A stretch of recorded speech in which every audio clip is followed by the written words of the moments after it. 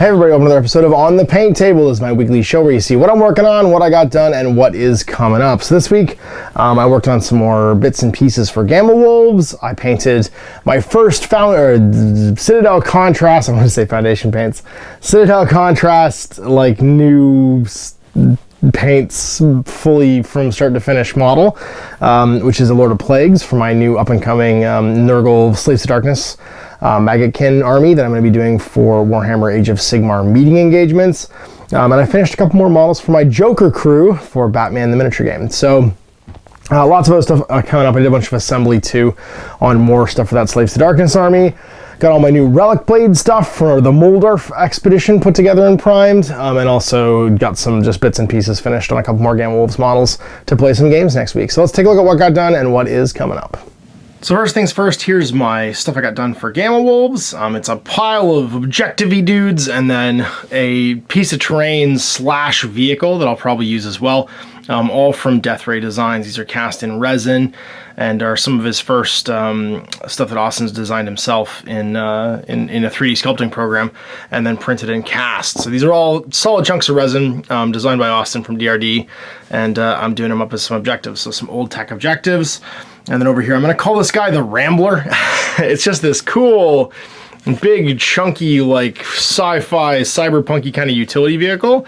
And it'll double as either a terrain piece just out there in the Sea of Destruction. But I put it on a frame base so that I could use it as a frame if I wanted to. It'll just be a track frame with, let's say, extra armor, so like 2 ballistic shields and nothing else. It'll drive over you and try and load up tech and then head home. So I'm pretty stoked about these. They turned out really nice. They were just primed with some rattle can primer and then airbrushed with some of the golden, high flow burnt umber, or maybe raw umber, my favorite like brown that I base coat things with. Washed with some Vallejo just pigments and then just sponged for the most part. He was airbrushed, some oranges and reds, but then all the battle damage and a lot of the color was sponged on just to give it that kind of like old weather beaten look after I dropped all the rust and stuff in the recesses to make it look just like trashed and sitting out in the wastes. But then I want it to be bright colors because it suits the high-tech feel of Gamma Wolves to have like some bright colors kind of muddied up under the dirt and the mud and the rust and the ash and the whatever's out there in the post-nuclear, cataclysmic event wasteland that's become of the Earth. So I had a lot of fun painting these, super quick to just get cleaned up and get based and sanded. And they're gonna look great in the table. So that's what I got done for Gamma Wolves. I got done Eyeball Man, who might be one of my favorite miniatures of all time for the Batman miniature game. He's one of the cosplayers. And I actually used the contrast paints on him. I used Griff's Charger Orange, whatever the orange is, for his prison jumpsuit there, and then highlighted up with a mix of that and I think old Citadel Fiery or Blazing Orange. And then the Goat Head Priest, who was done with grays and some washes. And actually his fur on his head there was done with Wildwood and then blended up with some Baneblade Brown and various other colors just to get him done. They're the cosplay gang that goes with the Jared Leto Joker. And then here's my Lord of Plagues, who you've probably already seen if you've been keeping up with the What Can Citadel Contrast Do playlist. He was my example of like start to finish, how can you use these over a variety of base coats to give yourself a nice cool finish. And his name is going to be Jason of the Voorhees. And he's my Lord of Plagues for my Slaves to Darkness army. I added some tufts and some fallen leaves to them because I think my army is going to be from Guerrilla, the Realm of Life, at the bottom of the Crystal Lake. Here's some stuff coming up. I think you've seen these before, but I did put some just some pigments and rust and stuff down on their bases before I start dry brushing it. And glued some arms on, so a bit of work done on this frame team, which will be a Ronin frame crew, so a medium, a heavy, and a light, just as bunch of, a band of brothers from different arcologies who come together, all veterans for the most part, who will take the fight to whoever threatens their free station. So I've got a flying light here. This is one of the great Whisper Mecha, which are available from Impact Miniatures and are wonderfully sculpted. He's got a big sort of like assault rifle or maybe a rapid fire energy weapon, melee weapon, and some wings. Got some flight there. This is the Poseidon, which is also from Whisper, and is like a submersible or like I guess a aquatic mecha, and it's got jump jets and stuff too. So I'd probably give it flight as well, and then like a rapid fire energy weapon and some missiles. And then over here we've got one of the great Immortal Kings from ikminis.com. 3D printed and 3D sculpted giant huge frames, which I'm super stoked to paint, and I think we're gonna call him Bouncer. He's the big red machine. Or maybe Kane, I can't decide yet. I don't know what his name's gonna be, but he's super fun.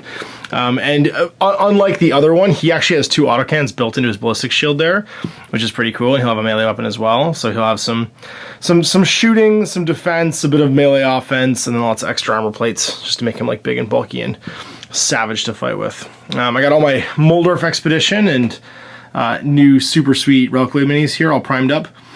So they are assembled and primed. I actually made the bases myself by 3D punch, or just 1-inch punching some textured card from Plasticraft and just gluing it down the bases there, so they got some nice cobblestone effects.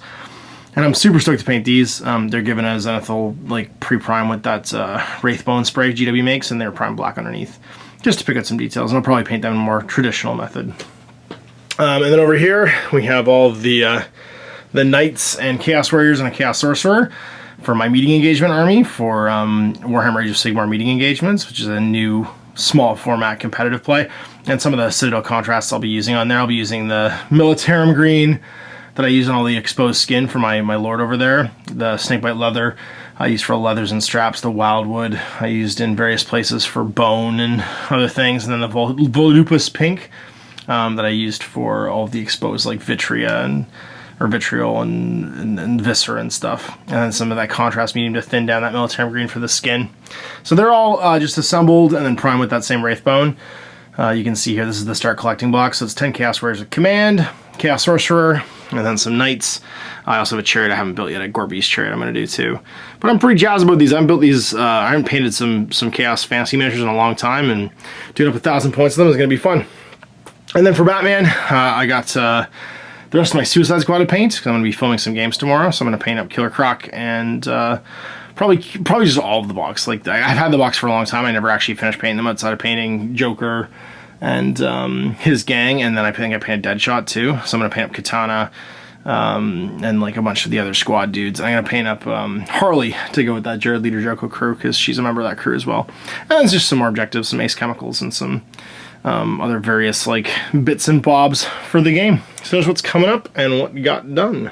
So you have another on the paint table done, and on the books another 7, 8, 9, 10 miniatures painted this week for my pile for the year. It's just over 300 and almost 50 now.